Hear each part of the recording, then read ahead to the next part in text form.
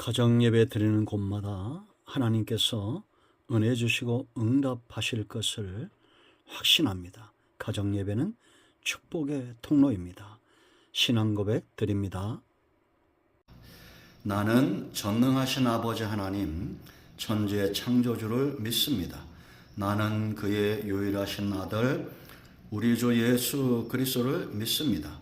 그는 성령으로 잉태되어 동정녀 마리아에게서 나시고 본디오 빌라도에게 고난을 받아 십자가에 못 박혀 죽으시고 장사된 지 사흘 만에 죽은 자 가운데서 다시 살아나셨으며 하늘에 오르시어 전능하신 아버지 하나님 우편에 앉아 계시다가 거기로부터 살아있는 자와 죽은 자를 심판하러 오십니다.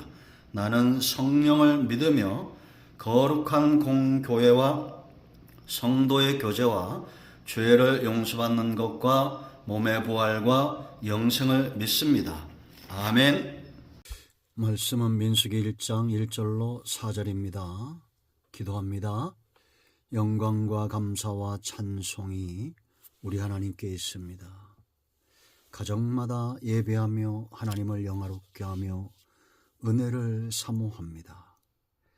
예배 가운데 하나님 영광을 받으시고 사모하는 모든 영혼들과 가정을 복되게 하옵소서. 말씀을 읽으며 들을 때 우리의 심령이 회복되어지고 하나님의 영광 위에 일어나 쓰임받기를 원합니다. 종을 낮추시고 겸손하게 하시고 오직 말씀의 도구만 되게 하옵소서. 오늘도 말씀하실 하나님을 사모하는 중에 기다립니다. 예수님의 이름으로 기도합니다. 아멘. 1절부터 봅니다. 이스라엘 자손이 애굽 땅에서 나온 후 둘째 달 첫째 날에 여호와께서 시내 광야 해막에서 모세에게 말씀하여 이르시되 너희는 이스라엘 자손의 모든 회중 각 남자의 수를 그들의 종족과 조상의 가문에 따라 그 명수대로 계수할지니 이스라엘 중 20세 이상으로 싸움에 나갈 만한 모든 자를 너와 아론은 그 진영별로 계수하되 각 지파의 각 조상의 가문에 우두머리 한 사람씩을 너희와 함께 하게 하라. 아멘. 여러분, 사람이 축복의 통로다 이런 말이 있습니다. 이런 말 우리가 즐겨하고 아브라함의 언약대로 하나님께서 저와 여러분을 복의 근원으로 축복의 통로로 쓰실 것을 확신합니다. 그 이유가 오늘 본문에 있습니다. 여러분, 하나님께서 행하시는 방법을 잘 알아야 형통의 복이 보이는 겁니다. 우리는 가정마다 형통의 복을 사모하죠. 문제가 있을 때 그것이 해결되기를 사모합니다. 그럼 하나님이 어떻게 행하실까? 민수기는 하나님의 백성을 계수하는 책입니다. 모든 백성들을 계수하시고 한 명도 잃어버리지 않겠다는 거죠. 이것은 저와 여러분을 향한 하나님의 계획도 마찬가지입니다. 요한복음 6장 39절에 있죠. 그런데 문제는 이제 광야를 지나가야 됩니다. 광야를 지나가기 전에 하나님은 먼저 자기 백성들을 계수하시는 거예요. 홍해를 건넌 사람들, 구원함을 받은 사람들, 이 백성들을 계수합니다. 그리고 광야를 지나가게 원하시는 거죠. 하나님께서 모세를 세우시고 여호수아를 세우시고 기드온을 세우시고 그리고 난 후에 하나님의 계획하심을 사람을 통해서 이루시는 것을 우리가 보았습니다. 자, 광야를 지나가야 되는데 하나님이 어떤 사람들을 계수하게 했느냐? 먼저 남자들입니다. 2절 말씀 보세요. 너희는 이스라엘 자손의 모든 회중 각 남자의 수를 그랬습니다. 남자, 군대를 계수하는 게 제일 먼저 지금 군대를 앞서 나가 싸울 광야의 길을 내고 적들이 올 때 물리칠 그런 군대들을 먼저 계수하는 겁니다. 여러분, 군대 하면 뭐가 중요합니까? 강한 자죠. 남자는 강한 자입니다. 그런데 고린도전서 16장 13절 말씀 보면 깨어 믿음에 굳게 서서 남자답게 강건하라. 어느 시대나 하나님이 강하게 여기는 자들이 있습니다. 강한 자, 그들은 바로 깨어 믿음 위에 굳건하게 서 있는 사람들입니다. 이들은 흔들리지 않습니다. 적들이 온다고 들리지 않습니다. 여리고 성 앞에 섰다고 해서 들리지 않습니다. 홍해 앞에서 원망불평하지 않습니다. 미디안의 13만 대군 앞에서도 흔들림이 없는 300명의 용사들이죠. 그러므로 여러분, 문제가 아니라 믿음 없는 강하지 못한 내가 문제입니다. 바람만 불어도 넘어지는, 불안해하고 절망하는 그런 인생 살지 마세요. 우리는 흔들리지 말아야 됩니다. 하나님은 흔들리는 자 쓸 수가 없습니다. 여러분, 우리가 디모데전서 3장에서 이미 살펴봤죠.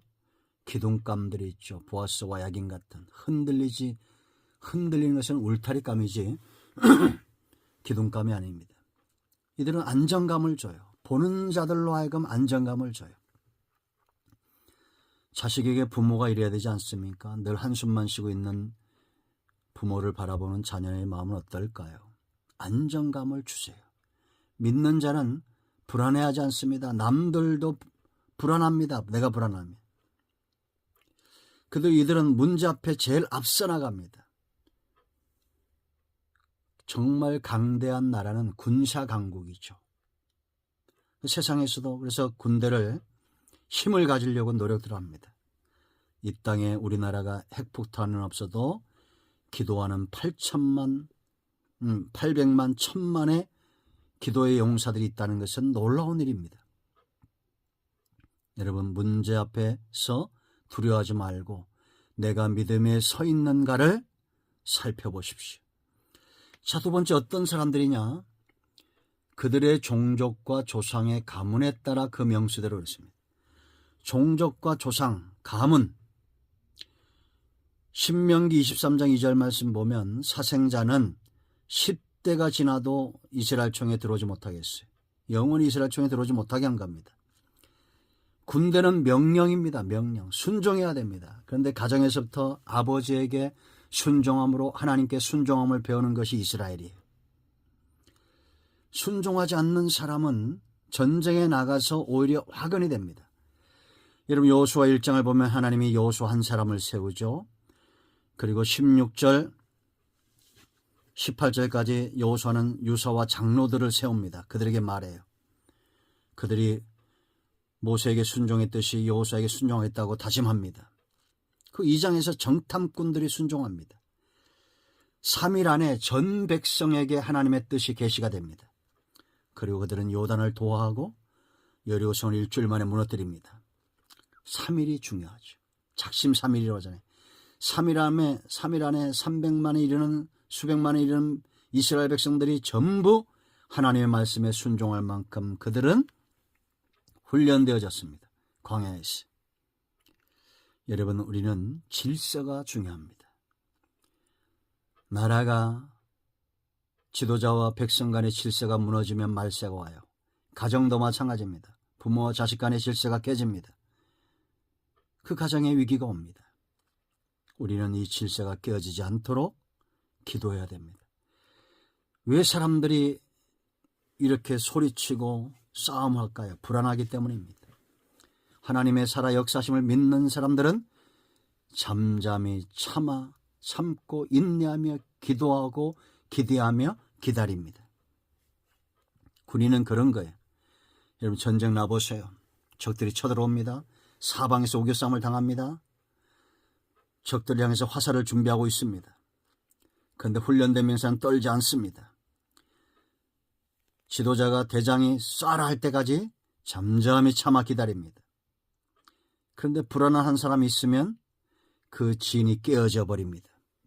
우리는 질서에 순종하고 하나님의 때를 기다릴 줄 아는, 명령이 떨어지기까지는 움직이지 않는 그런 용사가 되어야 됩니다.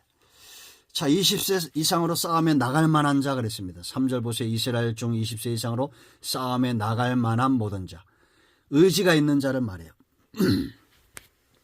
하나님은 숫자가 많은 사람이 필요한 게 아닙니다. 여러분, 사사기 7장 1절 8절 말씀 보면 미디안의 군대가 쳐들어왔을 때 하나님이 기드온 한 사람을 세우고 그를 통해서 300명의 용사를 세우는데 오늘 이 말씀대로 계수했더니 32,000명이 왔어요. 다 온 게 아니에요. 두려움에 떠는 자 돌아가라 했더니 22,000명이 돌아갑니다. 10,000명이 너무 많았어요. 이 10,000명 중에 9,700명은 자기 절제, 자기 관리가 안 됩니다. 목마르면 물 먹는 게 우선순위인 사람들이. 그러나 300명은 자기가 군인으로 부름받은 것을 잊지 않습니다. 아무리 목이 말라도 무릎을 꿇고 물을 먹습니다. 이런 사람을 따로 세웠습니다. 하나님은 지금 어떤 사람이 필요할까요? 자기 감정에 휘둘리지 않는 사람, 환경에 휘둘리지 않는 사람, 절제하고 참을 줄 아는 사람, 여호와의 군대로 부름받고 자기의 소명에 붙들림화 된 사람, 전쟁에서 반드시 승리하겠다는 손에 든 것은 항아리와 횃불과 나팔이라도 기꺼이 용기 있게 나갈 수 있는 사람들, 이런 사람들을 하나님은 지금도 쓰십니다. 자, 네 번째 4절 말씀 보면 각 지파의 각 조상의 가문에 우두머리 한 사람씩을 너희와 함께 하게 했습니다. 우두머리입니다. 하나님이 세우신 직분자들이에요. 거기에는 의무가 따릅니다. 우리는 목사로서의 의무가 있고 장로로서, 권사로서, 집사로서의 먼저 믿은 자로서의 의무가 있어요. 함께하는 자들이 중요합니다. 시너지 효과가 나타나요. 여러분, 모세가 아말렉과 싸울 때에 그 손이 내려오면 아말렉이 이기고 올라가면 이스라엘이 이겼습니다. 이걸 지켜봤던 아론과 훌이 그 팔을 떠받칩니다. 그럴 때 해가 지도록 내려오지 않으니까 전쟁에서 승리했습니다. 하나님은 지금도 이런 사람을 찾으십니다. 새해가 되었습니다. 올 한해 우리는 광야와 같은 세상을 또 살아야 됩니다. 여러분의 가정에, 교회에 하나님이 기뻐하시는 남자답게 믿음에 깨어있는 자들이 있기를 축원드립니다. 질서에 순종할 줄 아는 사람들. 전쟁이 일어났습니다. 원수마귀가 쳐들어옵니다. 두려움에 떨지 않고 기꺼이 나아가 싸울 수 있는 300명의 용사들.